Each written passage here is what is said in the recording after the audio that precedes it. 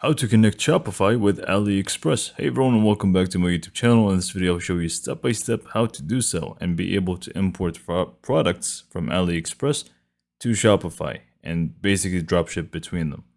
So first you will need to just log into your Shopify admin and just go to the apps section. Click on apps, all recommended apps, and Shopify App Store.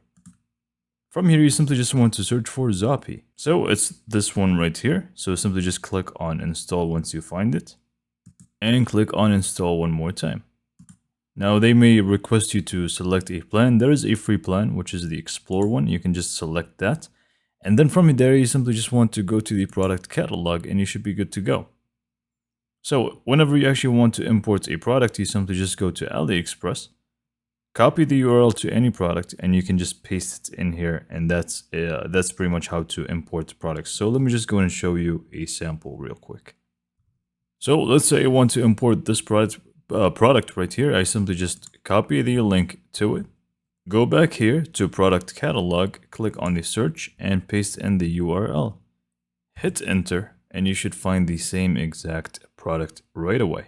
So you're going to be able to edit the product from here, or you can just push it and then later edit it from the products section, which I'm going to do right now. So I'm just going to click on push product.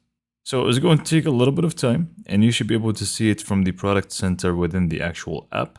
You can see the status of it, which is draft. Click on that and make it active. Click on push product.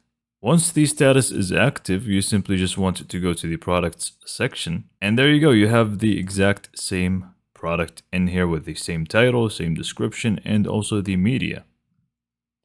Obviously, you're going to be able to change the title of it, the description, and so on. It's just going to be available for dropshipping now. And this is it for this video. Hopefully you found it to be informative, and for more information, subscribe to my YouTube channel, and thank you for watching.